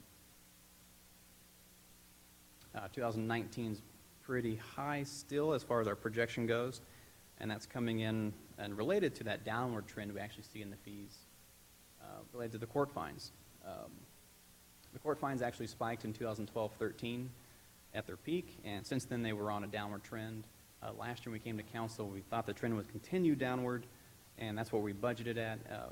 Right at the end of last year and into this year, it looks like they've flattened out, which is going to cause for that projected higher in 2019 budget. And we've rebudgeted that as a stable trend going forward. The franchise fee, this should grow with our population. As more people come in, they use electricity, natural gas, cable and telecom, and the city gets a portion of that for them using our right-of-way. So as the city grows, these revenues should grow as well. We've been, took a couple of years to catch up in 14 and 15, but we managed to get within the budget. They've been under a little bit. 2018 they were over, currently projected to be under a little bit. In 2020, though, we are going to lose some revenue we get from the telecom cable franchise. The state has said we can't charge two separate types of fees that we're currently charging. We have to pick one, and that could currently hurt us about $200,000 in lower revenue. Moving on to the expenses for the general fund, we have proposed $35 million in the proposed budget. Police and fire are 42% of that overall. Internal services 18%. That's all IT, finance, purchasing, HR for the entire city, including fire and PD. General government is the city manager's office, city secretary, public affairs and communication, as well as some non-departmental items that affects the entire city. You see parks in green and the streets in gray. And we look at that on a trend over time. Gone up at a fairly steady pace since 2007. In 2020, we're proposed just to breach 35 million. When looking back just 10 years ago, we were not even at 20 million. Even before that, it was down to 15. Over that 13-year period, we've about doubled. When you look at it on a per capita basis, this is our budget and revenue for the Census Bureau. We don't have an estimate for 2019 and 20 yet, so we try to make our own right now. This should grow fairly steadily with inflation, should grow with new programs that are being authorized. But if there's a year where maybe inflation is low, the city didn't add new programs, theoretically it should be flat. And new programs are like adding a bunch of money towards the new street program. So that would be an expanded program that you could say that should have increased the per capita budget going into that. Other items like adding a patrol officer for every 1,000 citizens that come in should not actually have that big of an effect on this chart. And we haven't shown this very much recently. We'll start showing it more and more often. I just want to give you a little bit of background on what to look for when you see it. So overall, for the general fund proposed budget, it's an increase of just over $1 million, or 3.1% from the 2018-19 adopted budget. The non-personnel budget's actually decreased about 2%. Fewer capital purchases and the one-time purchase from the permit software are causing that. Personnel budget's increased 6.1% to act on the class and compensation study, to update the holiday pay policy. It does include continuing our merit program and an estimated increase for insurance, and then it adds the 9 positions that we mentioned earlier. So what does that look like for personnel? We see the trend budget to actual for personnel from 2010. We have been growing pretty steadily. Right around 2016, you'll see a slightly elevated increase. That's when the first class and compensation study was done, and we started taking action on that over a 4-year period. Back in 2010, there's not a whole lot of difference between budget and actual, but as time went on, and started growing, you started seeing a little bit more in there. We're taking steps in the budgeting process to increase the estimated turnover rate to help get that budget back to actual as close as we can. Under operating expenses, you'll see the big increase in 2019 for the green bar went up pretty high. That was all the new road maintenance and facility maintenance that was approved in the budget this last year, or the tax increase. For the most part, they've been fairly steady with the budget. You'll notice in 18 and 19, there's a little bit of a gap. We're budgeting the full amount of the permit software. We didn't sure how long it was going to take to actually implement and pay out. So that expense was not realized in 2018 like we thought, and only part of it was recognized in 2019, and we're going to expect full and final payout in 2020. So that's the cause of the gap in the last couple of years. Under the capital outlay, the third and final prong of the overall expenses, this is vehicles, new construction-related projects, and heavy equipment that's over $5,000. You'll notice in 2010 through 2017, they've been really low. What happened was when we came out of the recession, especially that first year, I think in 2010, my first year here, there was not a single vehicle that was purchased to be replaced. We didn't lay anybody off. You look at the overall budget that year, it remained flat. But staff did that by cutting back on replacement schedules for capital improvements. We've been slowly trying to build that back in, and how the city's managed during that time is we actually issued a lot of tax notes, debt, to make a lot of equipment replacements and purchases, instead of paying for that out of the general fund. So 2018 was the first year we had a long-term replacement schedule built in, and it should be hovering between the 800,000 and just over 1 million timeframe going forward. Part of that increase for parks got slotted in on top of that, so about 140,000 actually got increased. So it should be in that 1.2 million area going forward. Oh, and the gap in the 2018 was a bunch of street vehicles and equipment that were just took too long to get purchased and delivered, so they actually were delivered in November, a couple months afterward. and we came to council with a budget amendment to transfer that remaining money from 18 into 19. So for the general fund, the proposed budget assumes we'll need a 26% fund balance requirement, and the choices in this budget were made to reduce that fund balance to 26% in the next 5 years. So when we did the forecast, we have the revenues and expenditures. We have the $4 million we're going to transfer out to the capital projects we mentioned, streets, drainage, sidewalks, and we'll pull a little bit more out. We said $700,000 on that slide for operations. That'll get us down to 30%. We'll do it a little bit more in 2021 to 27. We wanted to leave a little bit of cushion in there because in this area there could be another fire station coming online.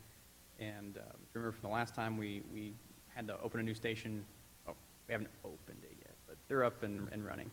The entire personnel required is about $1.2 million. So that's another big personnel increase that will be needed around that time. So building that capacity in is important. We're doing that for the INS fund as well, projecting that out at the INS rate of $16.50. It includes includes all the bonds from the 2015 bond package, includes additional CO bonds for infrastructure, and the lowest fund balance is about $224,000 we'll see in 2021. The actual rate could fluctuate based on tax value growth, but that's how we've been looking at it. This is a chart showing total debt payments made by the general fund, source the INS fund part of the tax rate. The blue is the current. The lighter blue-green is the 2019 CO bonds we just issued at the end of July. That was the impact they had. And then we have agreed with TxDOT to issue another $9.4 million to help with the 15-18 project. We believe that they'll be asking for those funds in 2021, so we'll have another issuance there for that. After a few more years, we'd have the capacity to issue another $13 million for another bond package, and then the year after, in 2025, another $14 million if the council so desires and has the projects laid out for those. But even if we don't, we'd be fairly steady until that 2025 timeframe, where the next big fall off in debt is scheduled to be. Touch briefly on the other operating funds. The water and sewer fund, its revenue is projected at $25.5 million. Total expenditures are $27.8. We'll take about $2.4 million out of reserves, leaving them with the fund equity reserve of $5.8 million. Those funds are going $160,000 for higher sewer treatment costs. CCMA raised the rate a few weeks ago, as well as just increasing population. Contributions to SSLGC increased $220,000 for the new pipeline, wellfield, and treatment plant construction. City pays the debt service on that as well. So those payments are coming due. We may have some good news related to that soon. Contributions to CCMA also increased $310,000. The city also backed some additional funding for the construction of the South Treatment Plant. For the contributions we made for them for that plant have increased as well. Upcoming project for the Water and Sewer Fund includes a transmission main from Live Oak to Wiederstein, about $2.5 million. We're going to start the Aviation Heights water line replacement, $400,000. That'll be in phases. That won't be everything. And then we have another tank painting project at $350,000. In the EMS fund, revenues from fees and service contracts are $9.5 million. Expenditures also about $9.5. Not a whole lot of road room left. They have an ending fund balance of about $3.6 million. With that, they are able to do converting a billing clerk to a billing specialist to help with workflow, upgrade their billing software, provide some additional benefits related to getting payments from our customers. They have a new part-time supply coordinator to help administrative staff manage the supplies. One thing that's really worked out is the cadet program over in PD, where they hire somebody and basically pay for them to go through police cadet school, and then they hire them back on full-time as an officer once they graduate. So far, that program has seemed to be a very good success for PD police, and even for fire as an unlicensed firefighter. So we're going to try that over with the EMS. We have a lot of paramedics. EMTs, we can find quite a few of, but paramedics are getting more and more scarce. So we think we can incite a few more people to actually go that route and become full-time paramedics by sponsoring their program. They're also going to replace an ambulance and 2 other additional vehicles this year. Over in the drainage fund, they have about $1.2 million in revenues and fees, about $1.2 million in expenditures. Ending fund balance, any fund equity won't change a whole lot. They'll have $750,000 left. They're going to continue on with the maintenance projects that were approved this year that we're going through, including the desilting of Deets Creek and the various riprap projects we had talked about previously. One new item is a new mowing contract, hopefully to help get into the drainage ditches a little bit more and keep them a little bit cleaner, helping assist the staff that we have in drainage. Economic Development Corporation, they have about $4.8 million in sales tax revenue and investments. Their current budget is proposed at $7.8 million. Kyle talked about this. You saw the $9 million price tag for existing incentives, so that's playing into that. We have a change in fund balance of $3 million. That's not all the 9, but it's a good chunk. So next year, if everything goes as they plan, we take out about $3 million, so let be 17.8 going forward. So they have estimated $6.6 million in approved incentives next year. What they plan to pay out, the overall incentives they showed you earlier was $9 million. We also have $500,000 for the Main Street revitalization. DC's agreed to help out there as well. All funds expense, including a couple other funds we're not going to touch on, and specifically, a grand total next year is $94 million. 7.25 are the capital improvements that we mentioned in the general fund and water and sewer fund. With that, the general fund's about 40% of the overall budget. Water and sewer is the next biggest at 28%. The state also likes us to show the fund balance, ending fund balances of each fund when we take the budget to be approved.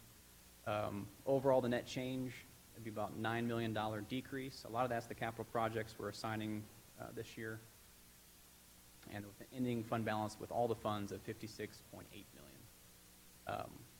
Again, the general fund is just 9.7, and most of these are restricted to their individual purposes and can't be used for just anything. Public hearing dates are being proposed on August 27th and September 3rd. In addition to those dates, we have tomorrow the first community budget presentation at Corbett Middle School. Next Wednesday, we have the budget presentation at North Community Center, and the day after at Schertz United Methodist Church. If everything goes according to schedule, we'd have the second vote and final adoption of the budget and tax rate on September 10th.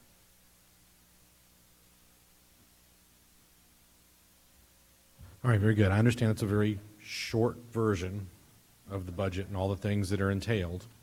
But council, any questions for Mr. Walters? I don't think there's anything different from what we've discussed in our workshops in the past. All right, with that, we'll move on. We've got to set a tax rate here, or a maximum tax rate here in just a minute. All right, next up, we have consent agenda items 5 through 8. Item 5, minutes, consideration or action regarding the approval of the minutes of the special meeting of August 2nd, 2019, and minutes of the regular meeting of August 6, 2019. Item 6, Resolution 19R95, a resolution by the City Council of the City of Schertz, Texas, authorizing agreements with the Drug Enforcement Administration and other matters in connection therewith.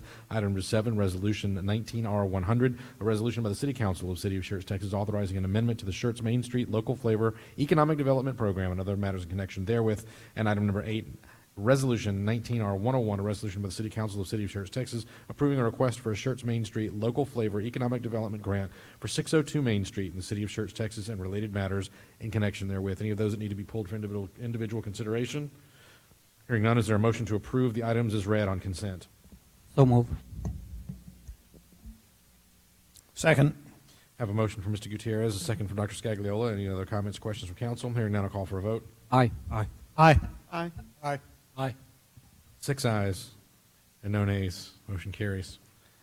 Item number 9, Resolution 19R98. A resolution by the City Council of the City of Schertz, Texas, authorizing a preliminary maximum tax rate for fiscal year 2019 and 2020 and other matters in connection therewith.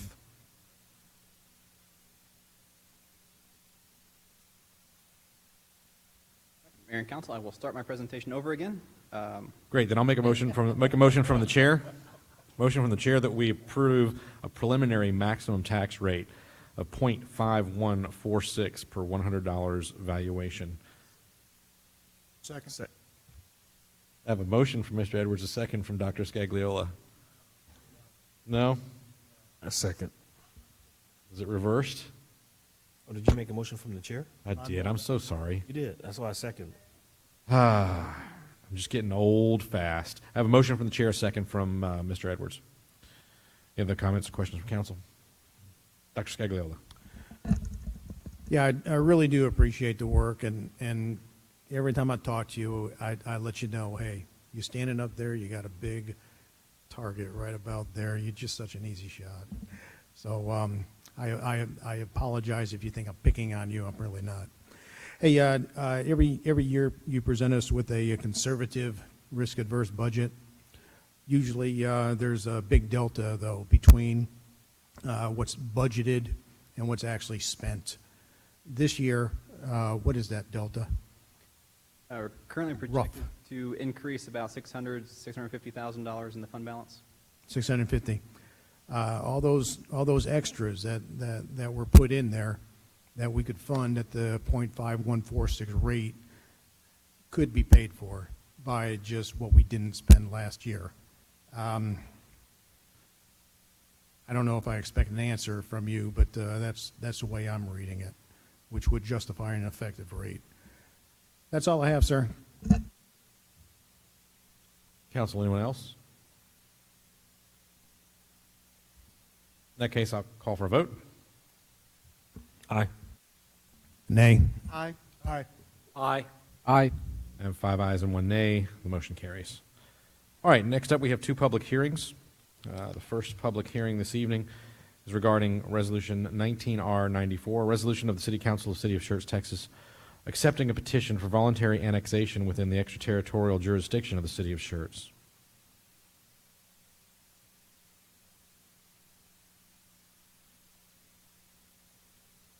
Good evening, Mayor, Council. Evening. So the first item before you is a resolution accepting a petition. This is the official letter requesting that annexation. It is a voluntary annexation for roughly 58 acres. To be exact, it's 57.80 acres. So as you can see, this is the a picture of our current zoning map. Just to get your bearings, this is 35. This is Eckert Road. This is the existing Parklands planned development district, and then the subject property is outlined here in blue. You can see it's currently under a delayed annexation agreement that was that took in effect in 2010 between the property owner at that time, which was Nancy Pinder, and the City of Schertz. It was a 10-year agreement. Since then, Nancy Pinder has sold the property to Scrappy Development LLC, which is the property owner that has requested this annexation. They do have a desire to annex the property into the city and then subsequently request a zone change to Planned Development District. So just to be clear, the item for tonight is not actually annexing the property in, it's just basically accepting that request to annex the property. Subsequently, at the August 27th meeting, we would bring forward the actual ordinance annexing the property, if tonight is approved. So this is just the exhibit that KFW, the engineer on the project, put together outlining the property. So you can see that when the delayed annexation agreement was executed, there was a portion here that was annexed into the city and is currently zoned pre-development. So it's just this portion here. With the approval of Resolution 19R94, there is not a financial impact. However, with the actual annexation of it, there would be a financial impact due to the state requiring us to provide water, sewer, street maintenance, EMS, fire, police. However, all of those we should have already been kind of anticipating, since it is under that delayed annexation agreement that would be expiring next year anyway. With that being said, staff is making a recommendation of approval of the resolution. And if you have any questions, Bert Wellman with KFW, the engineer, is here as a representative of the applicant. Very good, thank you. At this time, we're set for a public hearing. So what I'll do is, when I open the public hearing, anybody who would like to address the council will be allowed to do so. I ask that you keep your commentary to roughly 3 minutes if possible. If you need a little bit extra time, I have the leeway of this chair and we'll be able to accommodate you. However, that said, we'll open the public hearing. Anybody that would like to address the council, please come forward at this time. State your name and address for the record. It appearing that I have no takers. Said that earlier in the evening and I ended up having takers. I'm going to close the public hearing. Bring it forward for council's consideration. Comments, questions, council? Dr. Scagliola? Yeah, thank you for bringing this to us. It's nice to see the city grow a little bit more. Just two questions with infrastructure, basically water and sewer. Have those little details been worked out? So with the actual development of the property, they would have to do all the extensions of water and sewer that we would require with any other new development. We got into a little bit of a challenge with providing water. Is this the city that's doing it or some other entity? So this for has, sewer? the CCN has been changed for this property, and it is currently in the city of Schertz, CCN. Thank you so very much. Council, anyone else? Mr. Edwards? Mr. Mayor, it's rare occasions that we get someone voluntarily coming in. So I'd like to make a motion that we approve resolution number 19R94. Second. This time I have a motion from Mr. Edwards and a second from Dr. Scagliola. Any other comments, questions from council? Hearing none, I'll call for a vote. Aye. Aye. Aye. Aye. Aye. Aye. I have 6 ayes, no nays. The motion carries. Next item we have this evening is Ordinance 19S20. An ordinance by the City Council of the City of Schertz, Texas, amending the official zoning map by rezoning approximately 64 acres of land from pre-development district, PRE, to planned development district, PDD, and delayed annexation, DVL, to planned development district. I'm going to reread that because I misread it. An ordinance by the City Council of the City of Schertz, Texas, amending the official zoning map by rezoning approximately 64 acres of land from pre-development district, or PRE, planned development district, PDD, and delayed annexation, DVL, to planned development district, or PDD. I think I got that right. It's a mouthful.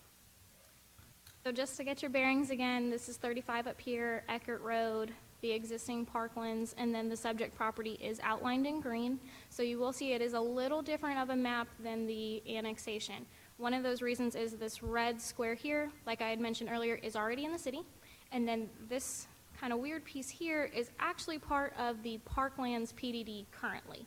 So they are requesting a zone change into the Parklands 2 PDD.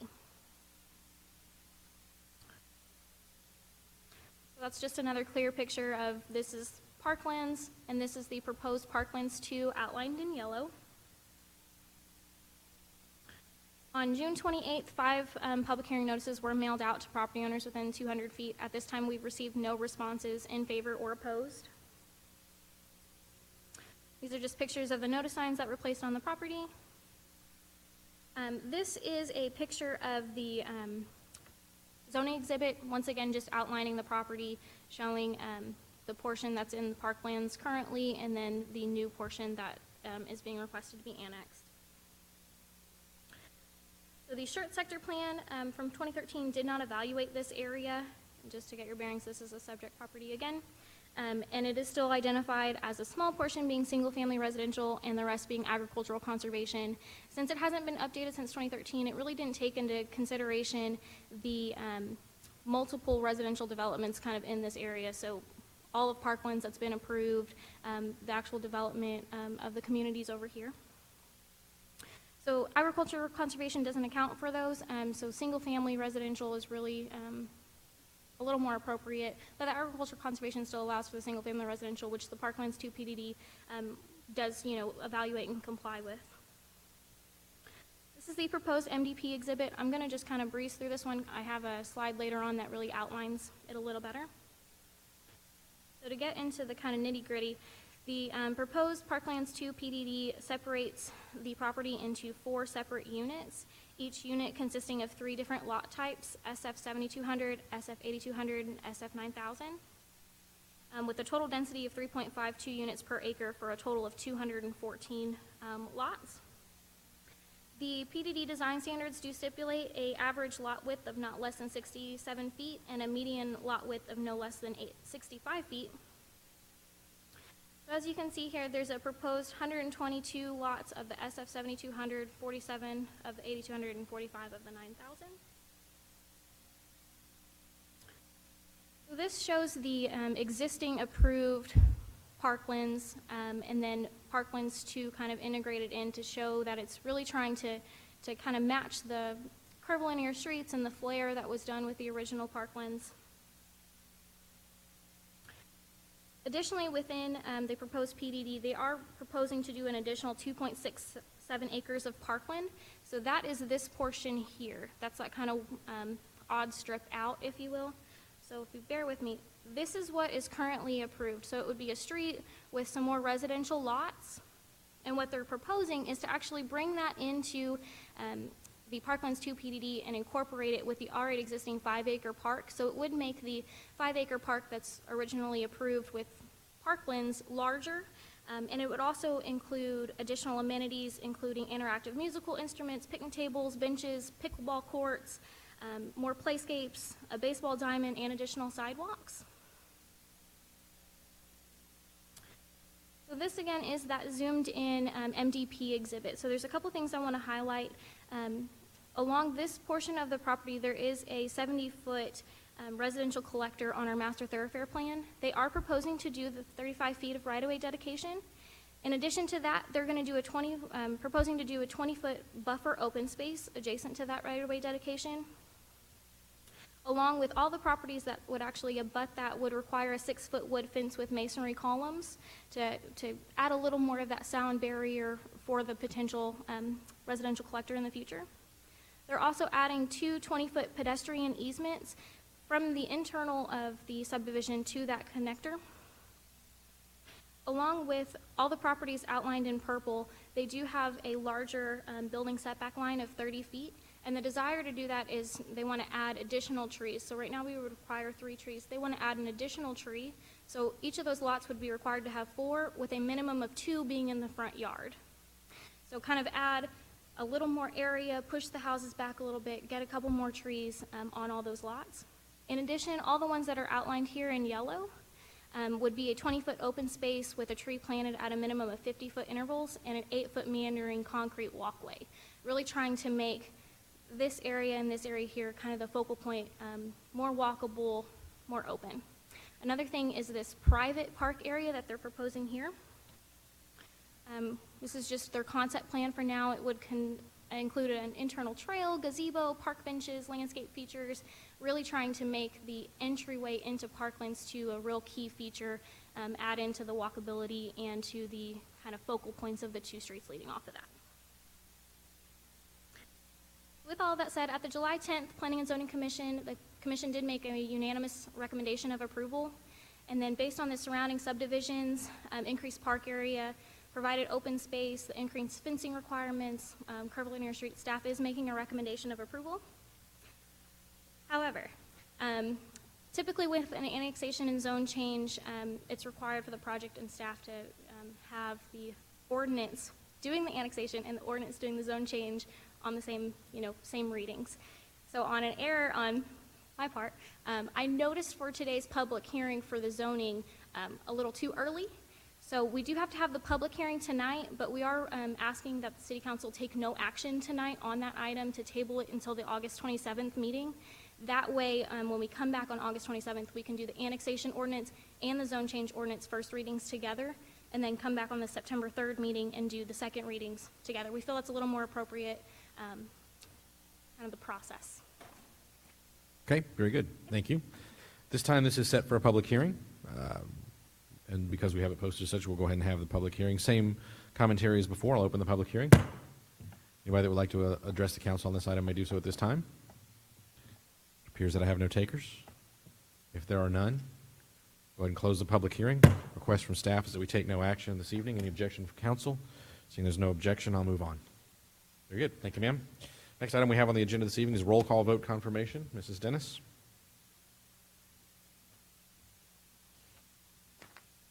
Yes, consent agenda items 5 through 8. Motion was made by Councilmember Gutierrez, seconded by Councilmember Scagliola.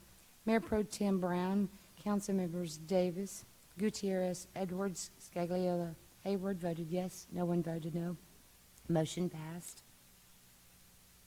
Item number 9, resolution number 19R98. Motion was made from the chair, seconded by Councilmember Edwards, to set the preliminary maximum tax rate of 0.5146.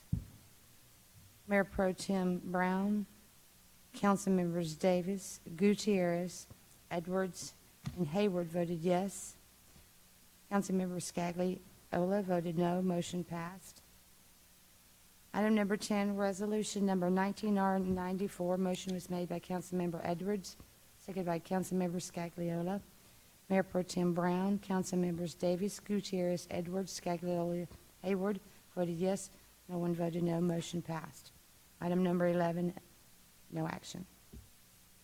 Thank you, ma'am. Next item on the agenda this evening, we have requests and announcements. Any announcements by the city manager, Dr. Brown? So do we have the city council announcements? Somebody going to read those, please? Good evening, sir. On Wednesday, August 14th, we have the community budget presentation at 6:30 at Corbett Middle School. On Thursday, August 15th, TxDOT has an open house at Morgan's Wonderland at 5223 David Edwards Drive in San Antonio. This is the public hearing on I-35 project from Loop 410 South to FM 3009. On Saturday, August 17th, Schertz EMS is having their inaugural child and babysitting safety class in Building 7. They're now offering child and babysitting class that teaches adolescents how to prepare for the added responsibility of a child or infant. If you have questions, please contact EMS at 210-619-1410. On Tuesday, August 20th, we have the Chamber Luncheon at 11:30 at the Civic Center. On Wednesday, August 21st, we have another community budget presentation at 6:30 p.m. at the Community Center North. On Thursday, August 22nd, we have a third community budget presentation at 6:30 p.m. Schertz United Methodist Church on Roy Richards Drive. And then Tuesday, August 27th, we have the City Council meeting at 6 p.m. in Council Chambers. Filing for Schertz City Council mayor elections for the November 5th election in 2019 began on July 22nd, 2019 for places 1, 2, and for the mayor for a 3-year term from November 2019 to November 2022. Any candidate desiring to have his or her name on the official ballot shall file an application with the city secretary's office no later than Monday, August 19th at 5 p.m. And that is all, sir. Thank you. Next up, request by the mayor and council members that items be placed on a future city council agenda. Anything that we don't have that we need? Mrs. Dennis, on our September 3rd meeting, 2 items, please. Both set as workshop. Discussion and possible action regarding the city council's rules of procedure. Discussion and possible action regarding the code of ethics and our code of conduct. Anyone else? All right, next item, announcements by the mayor and council members. We'll start with Mayor Pro Tem Brown. Nothing this week. Very good. Mr. Davis? Yes, I attended the Schertz Housing Authority meeting last night. Other than that, nothing. Mr. Gutierrez? A couple of things. YMCA ribbon cutting this past Friday. Beautiful facility over in Cibolo. Also attended the Selma ribbon cutting ceremony for the bridge on Lookout Road. Now our residents don't have to turn around when it sprinkles. It's a beautiful road. Mr. Edwards? Nothing, sir. Dr. Scagliola? Nothing tonight, sir. Mrs. Hayward? I attended the Selma ribbon cutting for Lookout Road, the bridge. It's a nice bridge, and I kind of had a good time with Mayor Daley. And then I attended a ribbon cutting in Cibolo for a dental clinic, Smiles Dental Clinic on 1103. And then I went to the YMCA ribbon cutting. It's a nice facility, and it was a really fantastic turnout. That is all. Very good. I don't have anything to add this evening. There's nothing else from staff or from council. And we stand adjourned.